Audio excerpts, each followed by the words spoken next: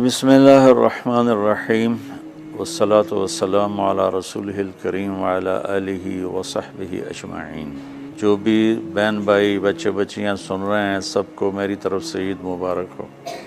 عید کی خوشی ہم کیوں مناتے ہیں، پہلے میں یہ تھوڑا سا واضح کر دوں کہ رمضان کا مہینہ اللہ نے پورا ایک ہمارے لیے خوشی کا مہینہ بنایا ہے، جس میں اللہ کی جنت کے دروازے کھول دیے جاتے ہیں، جہنم کے بند کر دیے جاتے ہیں، شیطان قید کر دیے جاتے ہیں، جنت کو روزانہ سجایا جاتا ہے، اللہ کا عرش پہلے آسمان پہ آ جاتا ہے، اللہ کی طرف سے اعلان ہو رہا ہوتا ہے، کوئی بخشش چاہنے والا، کوئی حاجت مانگنے والا، فرض 70 فرضوں کے برابر ہو جاتا ہے اور نفل فرض کے برابر ہو جاتا ہے، اور نفل اور فرض کا فرق اتنا بڑا ہے کہ قیامت تک 2 رکعت نفل پڑھتا رہے تو فرض رکعت کے ایک سجدے کے برابر نہیں۔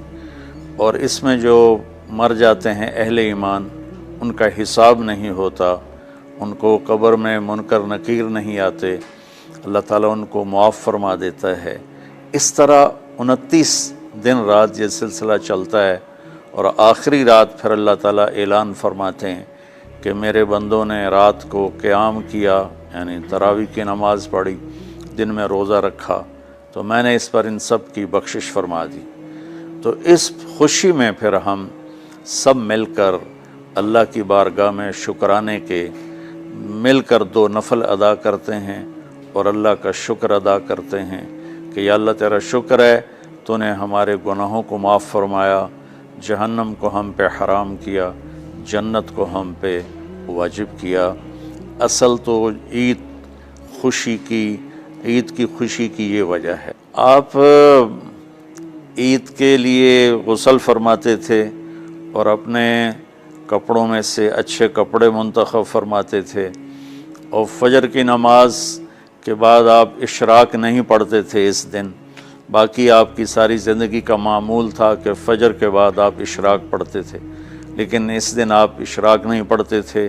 غسل فرما کے پھر کچھ کھا کے، کوئی میٹھی چیز، کھجور ہی عام طور پر ہوتی تھی، کھجور کھا کے پھر آپ عیدگاہ کی طرف تشریف لے جاتے تھے، اور پہلے نماز پڑھاتے تھے، پھر خطبہ ہوتا تھا، اور اس کے بعد جس راستے سے آپ جاتے تھے اس راستے کو چھوڑ کر پھر اور راستے سے گھر واپس آتے تھے، پھر وفود سے ملاقات کرتے تھے، سرداروں سے، صحابہ سے ملاقات کرتے تھے، اس میں کچھ کھانوں کا اہتمام بھی ہوتا تھا۔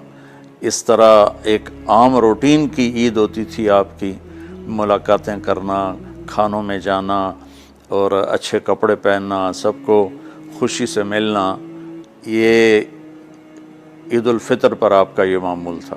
باقی جو اداسیاں ہیں، ڈپریشنیں ہیں، اس کی وجہ آپس کی محبتوں کا کم ہو جانا ہے، اور دنیا کی ایسی دوڑ جس نے اپنے آپ کو بھی بھلا دیا ہے، اور آپس کی نفرتیں ہیں، اور آپس کے بغض، حسد ہیں، ان منفی جذبوں نے ہماری خوشیوں کو دھندلا دیا ہے، ورنہ رمضان کا ہر لمحہ خوشی کے لیے ہے، اور عید اس کی پیک ہے، اور پوری زندگی اللہ راضی ہو رہا ہو تو خوشی ہی خوشی ہے۔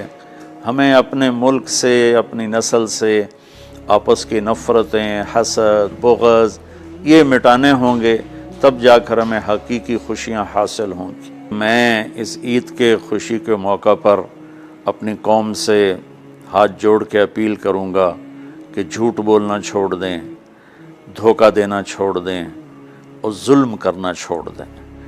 مذہبی نفرت نے ہمیں تباہ کر دیا، سیاسی نفرت نے ہمیں تباہ کر دیا، صوبائی قومی نفرت نے ہمیں تباہ کر دیا، آپس کی رنجشوں کی نفرت نے ہمیں تباہ کر دیا۔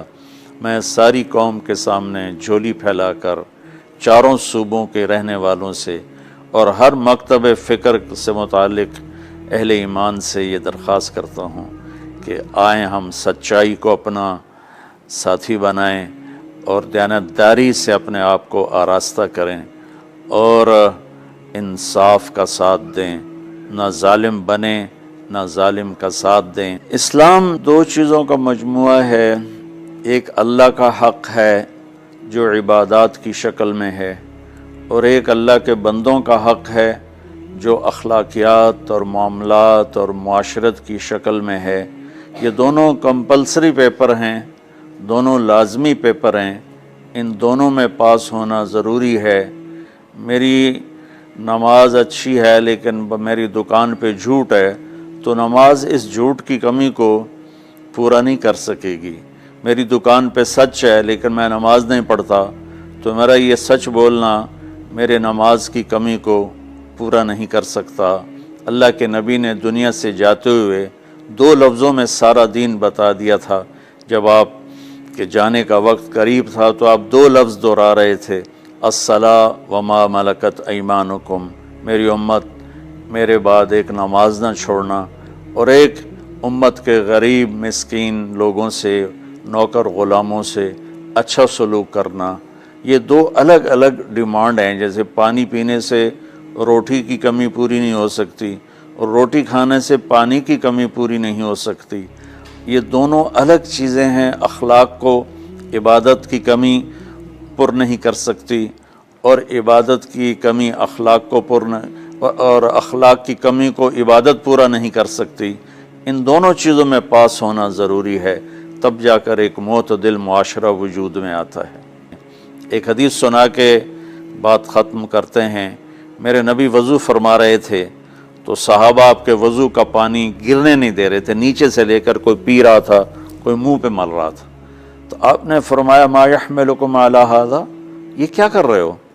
وہ کہنے لگے یا رسول اللہ، اللہ اس کے رسول کی محبت میں کر رہے ہیں۔ تو آپ نے فرمایا میں تمہیں بتاتا ہوں اللہ اس کے رسول سے محبت کرنے والا کون ہوتا ہے۔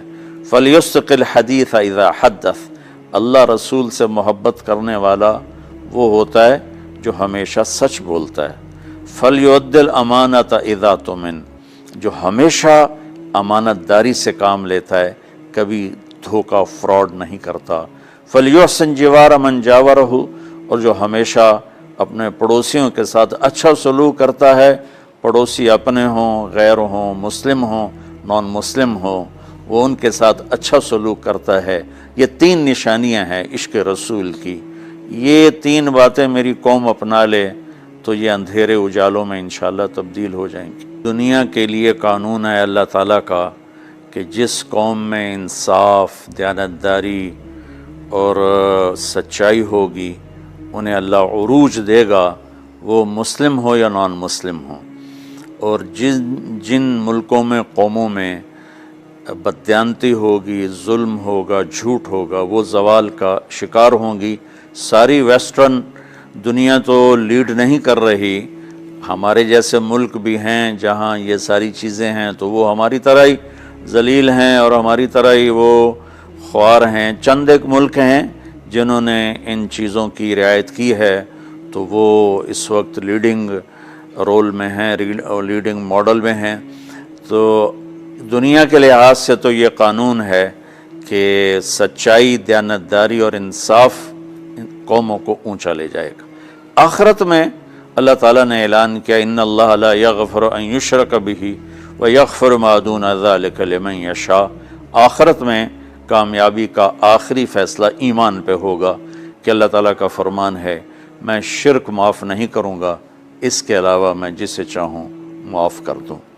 تو ہماری 52 کے قریب اسلامی ریاستیں ہیں، وہ سب بری طرح اس زوال کا شکار ہیں، جس کی بنیادی وجہ یہ 3 ہے جس کو میں بار بار آپ کے سامنے دہرا رہا ہوں۔ السلام علیکم۔